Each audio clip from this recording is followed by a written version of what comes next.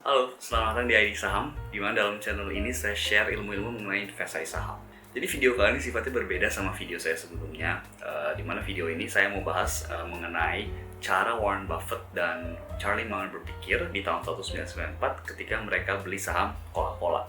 Sebelum saya lanjut, informasi ini tuh didapat dari investor yang terkenal juga, yaitu namanya Mohnish Pabrai.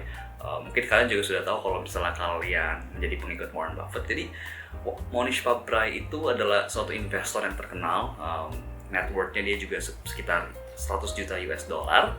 Dia itu mengikuti jejak Warren Buffett dan Charlie Munger untuk sebagai menjadi value investor. Link video tentang Mohnish Pabrai ada di bawah ya, kalau kalian mau cek. Oke, yuk jadi langsung lanjut ke videonya. Jadi Buffett secara total membeli 400 juta lembar saham Coca-Cola di tahun 1994 seharga 1,3 miliar US dollar. Sekarang per tanggal 20 Agustus 2021, nilai saham Warren Buffett itu menjadi 22,81 miliar US dollar. Kalau misalnya kita hitung berapa keuntungannya, jadi keuntungannya itu kalau kita lihat selama 27 tahun, Warren Buffett menghasilkan rate of return sebesar 11,2% compounding interest atau CAGR kalau kalian sudah tahu, dan ini baru dari kenaikan harga saham atau capital gain. Kita belum menghitung dividen Coca-Cola yang diberikan kepada shareholder setiap tahun. Jadi sebenarnya keuntungan Warren Buffett itu lebih dari 11,2% per tahun compounding. Oh ya, ketika Warren Buffett beli sahamnya di tahun 1994, PE ratio Coca-Cola itu berada di 25 kali. Sebagai perspektif gini deh, kan Coca-Cola itu consumer goods, jadi saya kita ngelakuin peer analysis yang mirip, yaitu adalah sahamnya Unilever dan Mayora misalnya. Mayora dan Unilever itu di 21 Agustus 2021 waktu saya cek, PE ratio mereka itu ada di 23 kali. Ya mungkin lebih murah daripada Coca-Cola, tapi on par lah ya, 25 kali, 23 kali, kurang lebih mirip. Jadi bisa dibilang harga saham Coca-Cola pada tahun tersebut, pada tahun 1994, nggak murah ya, dengan PE ratio 25 kali. Jadi kenapa sih Warren Buffett beli saham Coca-Cola dengan PE ratio 25 kali tahun 1994? Spoiler, video ini nggak bahas mengenai keuangan Coca-Cola sama sekali ya. Jadi yang pertama, kenapa Warren Buffett beli, itu adalah karena produknya sangat sukses secara global. Jadi Coca-Cola itu kalau kalian perhatiin itu diterima di semua negara. Pernah nggak sih waktu kalian keluar negeri gitu nggak ketemu produk Coca-Cola? Nggak pernah kan? Ya, kecuali kalian nggak pernah keluar negeri, amin. Nggak bercanda. Maksudnya pasti selalu ada produk Coca-Cola kalau misalnya kalian keluar negeri kan. Mau kalian misalnya ke di Asia, di Eropa, di Amerika Serikat, itu pasti semua produk Coca-Cola itu pasti kalian bisa ketemu. FYI, negara yang nggak jual Coca-Cola itu cuma ada dua, Cuba dan Korea Utara. Tahu dari mana ya? Karena saya cek sendiri waktu itu kedua negara nggak ada. Bercanda. Tapi Buffett percaya kalau misalnya Coca-Cola dijual produknya di Cuba dan di Korea Utara, pasti produk tersebut akan sukses di dua negara tersebut. Jadi bisa dibilang produk Coca-Cola itu sukses di semua negara.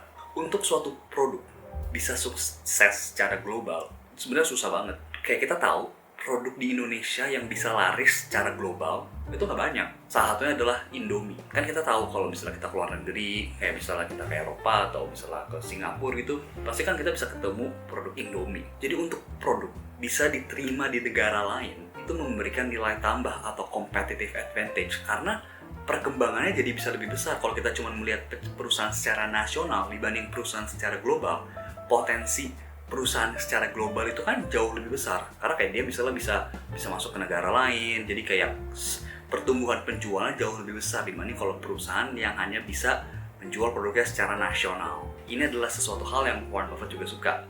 Yang kedua, kalian pernah nggak sih ngeliat interviewnya Warren Buffett gitu, atau misalnya kayak RUPS yang mereka itu kan selalu kelihatan kayak Warren Buffett itu selalu minum Coca-Cola kan di interview atau misalnya di annual report di RUPS yang mereka. Warren itu tuh suka banget sama Coca-Cola, dimana dalam sehari dia bisa minum sampai 5 kaleng Coca-Cola, dan dia selalu minum Coca-Cola dari dia kecil sampai dia sekarang, sampai umur dia sekarang kan yang udah hampir 90 tahun atau lebih.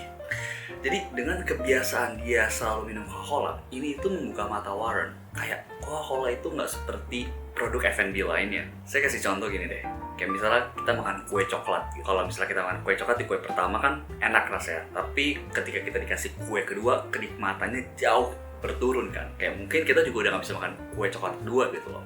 Ini maksudnya satu potong kue, bukan satu kue lo ya. Tapi kalau misalnya Coca-Cola, ketika kita minum kaleng pertama udah habis dan kita minum kaleng kedua, rasanya masih enak gitu loh. Ya mungkin nggak langsung minum berturut-turut gitu, tapi kayak di kaleng kedua tuh masih enak rasanya dan kita belum terlalu enak. Kayak saya yakin kita tuh pasti bisa minum Coca-Cola. Kayak misalnya kita pagi minumnya Coca-Cola, makan siang minumnya Coca-Cola, makan malam minumnya masih Coca-Cola, dan pasti rasanya nggak akan terlalu enak gitu loh. Kayak ya minum aja gitu, kayak manis tapi kayak enak gitu. Tapi kalau misalnya kita makan kue coklat, breakfast atau makan pagi, makannya kue coklat, makan siang, kue coklat lagi, makan malam, kue coklat pasti udah enak gitu. Kayak mungkin makan siang lihat kue coklat lagi udah nggak nafsu gitu rasanya. Apalagi kalau malam udah sampai 3 kali makan kue coklat. Jadi singkat cerita, kemampuan kita untuk mengkonsumsi Coca-Cola dibanding misalnya kue coklat itu akan jauh lebih tinggi. Selain Coca-Cola bisa dikonsumsi lebih dari 1 dalam sehari, tapi orang juga bisa terus mengkonsumsi Coca-Cola setiap hari tanpa merasa enak. Kayak kita tuh sering kan kayak tiba-tiba ngidam yang namanya Coca-Cola kan. Kayak besoknya atau beberapa hari kemudian kan kita masih bisa minum Coca-Cola. Kayak paling gampangnya gitu deh, kayak pasti kita selalu ada kayak mengidam Coca-Cola kan, kayak tiap berapa hari atau misalnya hari ini atau kayak sehari harus minum Coca-Cola, menjadi kebiasaan gitu. Dan itu sangat spesial untuk Coca-Cola gitu loh. Dan hal seperti ini itu sangat baik untuk perusahaan gitu loh, karena kan jadi kayak selalu ada recurring income untuk perusahaannya. Yang ketiga, penjualan Coca-Cola itu tuh nggak perlu lewat retailer. Hal ini bagus banget, kenapa? Karena ini bisa menghemat biaya untuk Coca-Cola. Expense-nya jauh lebih rendah jadinya. Kenapa jauh lebih rendah? Karena ya kalau misalnya kita jual lewat retailer, atau misalnya kita jualnya mau lewat toko sendiri gitu, kan kita harus bayar sewa, atau kita harus beli tanahnya untuk bangun bikin gedungnya gitu kan, untuk jual ke retailer. Kayak kalau misalnya Coca-Cola mau jual produknya di supermarket atau di Indomaret, itu kan dia harus bayar display fee, kayak biar barangnya ditaruh di rak, let's say rak Indomaret gitu, atau rak Hero atau Range Market gitulah. Dan harga sewanya bisa lebih mahal kalau misalnya barangnya ditaruh di dekat pintu masuk atau sesuai eye level. Intinya adalah perhitungan supermarket atau Indomaret gitu, kayak sesuai dengan display fee-nya mereka lah. Tapi kan kalau kita tahu penjualan Coca-Cola itu nggak selalu lewat supermarket atau retailer lah namanya ini. Kayak Coca-Cola itu kan bisa dibeli lewat restoran atau misalnya kayak atau di hotel gitu kan. Contohnya restoran yang paling terkenal apa sih yang ada produk Coca-Cola? McD atau McDonald lah, ya fast food restoran. Tapi mungkin yang paling terkenal adalah McDonald. Kalau kita ke McD, kita makannya lebih enak kalau minumnya Coca-Cola. Dan itu tuh ini tuh bisa kelihatan. Jadi kayak kerjasama antara Coca-Cola dan McD itu sangat menguntungkan untuk kedua belah pihak, dimana semakin banyak cabang McDonald yang berkembang di seluruh dunia, penjualan Coca-Cola secara nggak langsung pasti juga meningkat. Yang terakhir, Warren dan Charlie itu suka kalau nganalisa perusahaan, mereka suka ngelihat sejarahnya. Dan Coca-Cola itu kan sejarahnya udah lumayan lama ya. Jadi sebelum mereka beli perusahaannya, mereka itu baca semua annual report atau laporan tahunan Coca-Cola sejak mereka TBK atau IPO lah. Dan mereka kan IPO di tahun 1919. Jadi mereka baca dari tahun 1919 sampai 1987. Dibaca tuh semua hampir 70 annual reportnya. Dan yang menarik adalah hal yang mereka dapat adalah selama 1919 sampai 1987 penjualan mereka secara unit itu selalu naik tiap tahun. Saya mau tekankan, jadi kayak selama hampir 70 tahun penjualan Coca-Cola itu selalu naik. Dan kalau kita lihat kan dari selama 70 tahun tersebut, Amerika kan melewati banyak hal ya, kayak misalnya The Great Depression, kemudian Perang Dunia Kedua, tapi masih bisa naik aja gitu loh penjualan Coca-Cola selama tahun-tahun tersebut. Jadi kan hal-hal seperti ini kan bikin saya penasaran, memang beneran naik dari dulu gitu ya. Jadi saya coba cek lah, saya mau coba verifikasi data ini bener atau enggak. Dan walaupun Coca-Cola udah IPO dari 1919, di website-nya mereka annual report yang paling lama adalah di tahun 1990, dan yang terbaru dari 2020 terakhir.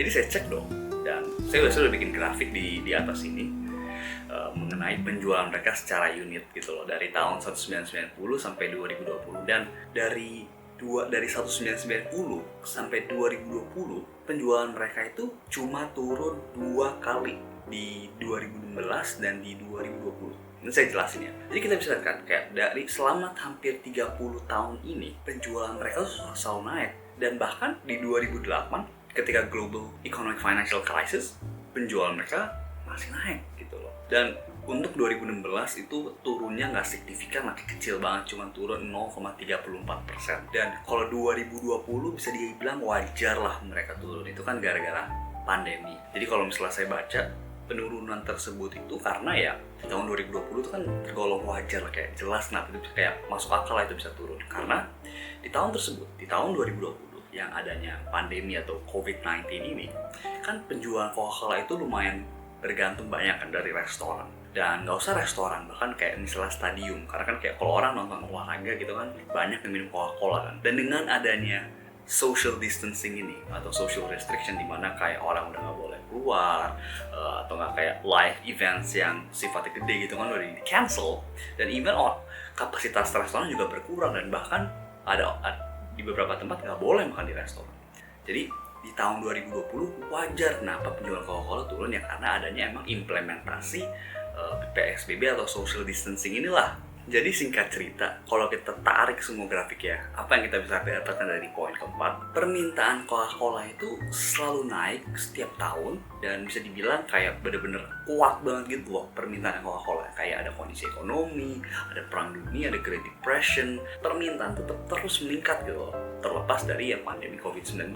Satu alasan kenapa penjualan Coca-Cola selalu naik setiap tahun ya karena memang jumlah penduduk dari dulu sampai sekarang kan selalu meningkat setiap tahunnya. Jadi ini juga membuat kenapa permintaan Coca-Cola bergerak sejalan dengan meningkatnya penduduk di dunia. Oke, ini adalah beberapa faktor-faktor yang Warren dan Charlie pertimbangkan sebelum mereka beli saham Coca-Cola. Tentu pasti ada faktor lain, kayak contohnya keuangan yang sangat penting juga. Jadi saya mau recap atas poin-poin apa yang Charlie dan Warren Buffett ambil pertimbangan sebelum mereka membeli saham Coca-Cola. Yang pertama, produk mereka itu sangat sukses secara global dan diterima di semua negara. Kedua, Coca-Cola itu bisa dikonsumsi setiap hari dan dengan jumlah kuantitas yang cukup banyak. Ketiga, penjualan Coca-Cola itu nggak perlu lewat retailer. Jadi ini bisa menghemat costnya Coca-Cola. Yang terakhir adalah permintaan Coca-Cola dari dulu sampai sekarang itu selalu meningkat setiap tahun. Jadi kalian setuju nggak sama analisanya Warren dan Charlie? Di luar dari keuangannya, tolong kasih komen di bawah mengenai hal-hal apa lagi yang perlu dipertimbangkan di luar dari keuangan ketika kita mau beli saham Coca-Cola. Oke, thank you sudah nonton video ini. Semoga video ini bisa membantu kalian dalam investasi saham. Kalau kalian suka sama video ini, tolong berikan like dan subscribe di bawah ya, karena akan sangat membantu untuk membuat channel ini bertumbuh. Tolong kasih juga komen di bawah untuk video apa lagi yang kalian mau nonton di masa yang akan datang. Sampai jumpa di video berikutnya.